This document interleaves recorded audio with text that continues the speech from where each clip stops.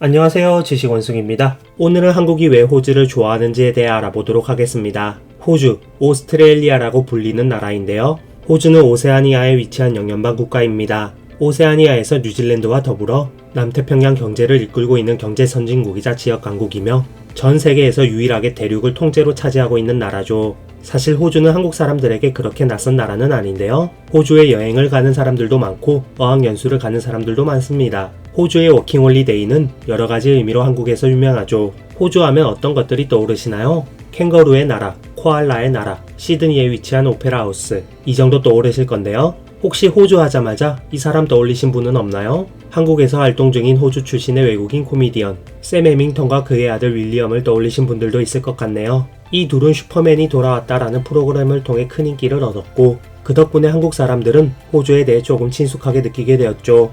호주가 낯선 나라는 아니지만 그렇다고 해서 한국인들이 호주에 대해서 자세히 아는 것은 아닌데요. 심지어 호주는 오스트레일리아라고 부르기도 하기 때문에 유럽의 오스트리아라는 나라와 혼동하시는 분들도 많습니다. 오스트리아와 헷갈려 할 정도로 호주에 대해 잘 모르기 때문에 호주가 어떤 나라인지에 대해서 간략하게만 알아보도록 하겠습니다. 호주는 세계에서 6번째로 면적이 넓은 나라인데요. 호주는 전 세계에서 유일하게 대륙을 통째로 차지하는 나라입니다. 과거 유럽인들이 대륙과 섬의 구분을 정할 당시에는 호주 땅의 존재를 몰랐는데요. 그린란드보다 크면 대륙으로 하자 라고 정했는데 호주 대륙은 이 조항을 정한 이후에 존재가 알려졌고 그린란드보다 커서 대륙이 된 케이스입니다. 지질학적으로는 남극 대륙과 쌍둥이인 땅이죠. 호주 인구의 거의 대부분이 동남쪽 해안에 몰려 살기 때문에 잘 느껴지지 않지만 사실 호주는 세계에서 가장 인구 밀도가 낮은 나라 중 하나인데요. 아프리카의 나미비아와 2, 3위를 다투고 있습니다. 1위는 제 영상에서 여러 번 다루었던 국가, 몽골이죠.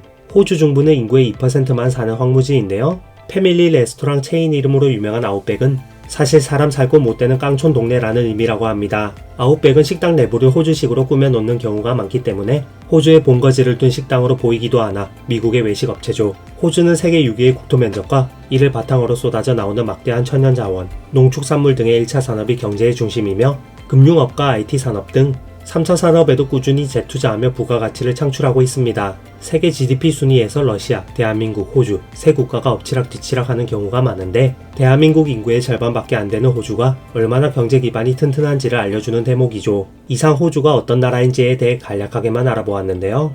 2022년 서울대 아시아연구소에서 실시한 한국인의 세계 국가 호감도 설문조사에서 호주는 미국, 스웨덴 바로 다음인 3위를 차지했습니다. 그런데 한국은 호주에 대해서 잘 알지도 못하면서 대체 왜 좋아할까요? 한국이 호주를 좋아하는 첫 번째 이유는 호주가 중국과 사이가 좋지 않다는 것입니다. 호주가 지정학적으로 아시아에 가까운 오세아니아에 위치해 있지만 안보 측면에서는 미국, 영국과 같은 길을 가기 때문에 2020년대에 들어서 중국과의 관계가 매우 악화된 상황이죠. 한국 역시 중국과 사이가 좋지 않지만 한국은 중국과 체급차가 너무 커서 하고 싶은 말이 있어도 과감하게 할 수 없는 입장인데요. 호주는 자원도 많고 중국에게 많이 아쉬울 게 없어 하고 싶은 말을 과감하게 내뱉고 있는 중입니다. 호주 입장에서는 무역 대상이 중국 하나만 있는 것도 아니고 남중국해를 두고 중국과 주변국의 갈등이 일어나는 상황 속에서 호주는 중국을 적극적으로 견제하고 있죠. 호주는 남중국해로 중국과 갈등을 겪고 있는 말레이시아, 싱가포르, 베트남 같은 동남아 국가들에게 도움을 주고 있는데요. 2020년 코로나가 전 세계로 퍼지면서 호주도 반중 감정이 커졌으며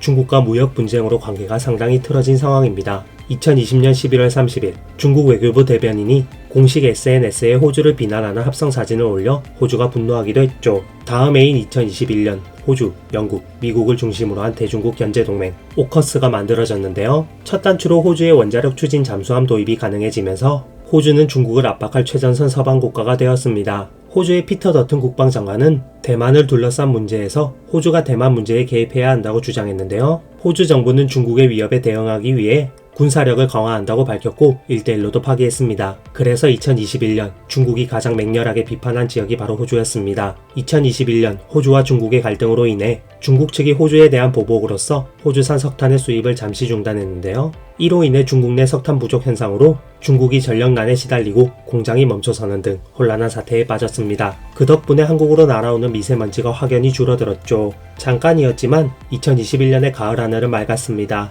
호주의 이런 모습에 한국인들이 대리만족을 느끼는 것도 한국인들이 호주에 대한 호감도가 높은 이유 중 하나인데요. 호주는 우리가 못하는 것들을 대신해주고 있습니다. 이에 더해 전통적인 우방국, 반공주의 성향이었다는 점도 융합되어 호주를 향한 한국인들의 찬사를 인터넷에서 심심찮게 볼 수 있죠. 실제로 대한민국과 호주의 관계는 거의 한미 관계에 준하는 포괄적 전략적 동반자 관계로 역사적, 경제적, 정치적, 외교적 입장을 같이 하고 있는 중요한 관계인데요. 미국, 영국과 함께 대한민국의 대외관계 연결에 중요한 역할을 맡고 있는 국가가 호주입니다. 뉴질랜드나 인도 등 영연방 국가들과의 관계를 중재해주기도 하고 호주가 강한 영향력을 발휘하고 있는 남태평양 국가들과 대한민국을 연결해주기도 하고 있죠. 한국과 호주 관계에 있어 한 가지 재미있는 설이 있는데요. 1997년 말 한국이 외환위기로 휘청거릴 때 수습이 지지부진하자 당시 호주 총리가 IMF에 빨리 한국 지원해주세요 라고 요청했다는 설이 있습니다. 실제로 이런 요청을 하지는 않았겠지만 이런 농담 같은 소리가 나올 만큼 한국이 호주와의 무역에서 꽤 비중이 있다는 점을 엿볼 수 있는 대목이죠. 실제로 IMF 사태 당시 가장 먼저 한국을 지원하겠다고 발표한 나라는 호주였습니다.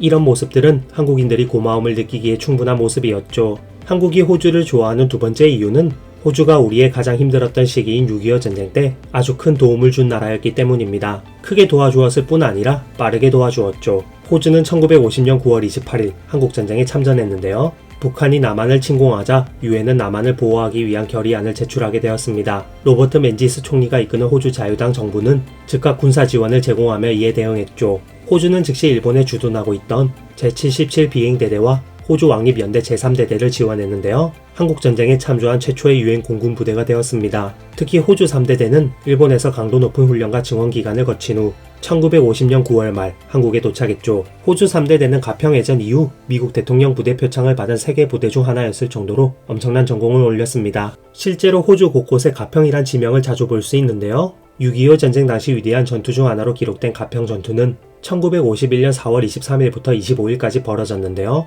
영국, 캐나다, 호주, 뉴질랜드로 구성된 영연방 4개국이 중공군과 가평에서 맞붙었는데 5배나 많은 적군과의 불리한 전투 속에서 호주 3대대는 기적같은 승리를 거두었습니다. 당시 중공군은 서울로 향하는 보급로를 점령하고자 했기에 만약 이 전투에서 패배했다면 서울은 함락됐을 것이라고 말하는 사람들이 많죠. 이런 호주군의 희생을 한국인도 잘 알고 있고 그래서 한국인들은 호주에 대해 감사한 마음을 잊지 않고 있습니다. 호주와 중국과의 대립, 6.25 전쟁 참전 이외에도 한국이 호주를 좋아하는 이유가 또 있는데요. 바로 한국과 호주는 경제적으로 많은 협력을 하고 있다는 것입니다. 서로 간에 많은 무역을 진행하고 있는 나라라는 것이죠. 우리는 호주 하면 소고기 수출국이라는 이미지를 가장 먼저 떠올리는데요. 이 이미지는 미국산 소고기 파동 사건 이후 더욱 굳어지게 되었는데 2011년 기준으로 대한민국 수입 소고기 중 가장 높은 비율을 차지하는 국가가 호주였습니다.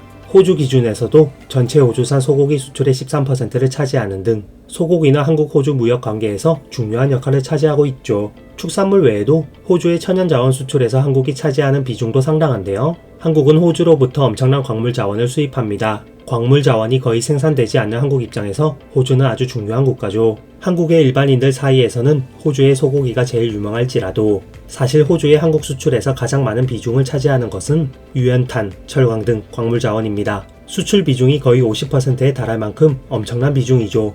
2009년 기준으로 중국, 일본에 이어 호주가 세 번째로 수출을 많이 하는 국가가 한국입니다. 2014년 12월 12일에는 한국-호주 FTA가 체결되기도 했죠. 이상 왜 한국이 호주를 좋아하는지에 대해 알아보았는데요. 호주인들을 싸잡아서 범죄자들의 후손이라고 비하하는 사람들이 한국에 많은데 경범죄로 유배 끌려온 사람들도 물론 있지만 그냥 평범한 이민자들이 건너와서 만들어진 나라가 호주입니다. 골드러시 때 평범한 사람들이 많이 이주했죠. 그러니 호주에 대해서 너무 안 좋게 생각할 필요는 없지 않을까요? 앞으로 한국과 호주는 어떤 관계로 발전하게 될까요? 그리고 호주는 한국이 경계하는 중국과 대립하는 나라인데 호주와 중국 사이에서 한국은 어떤 자세로 외교를 해야 할까요? 호주와 중국, 한국에게 너무나도 중요한 두 국가이기에 저는 대한민국이 이 두 나라 사이에서 어떤 전략으로 살아남아야 할지 제 부족한 식견으로는 답을 내릴 수가 없습니다. 좋은 의견 가지고 계신 분들은 댓글 남겨주시면 배우도록 하겠습니다. 이상 지식원숭이였습니다.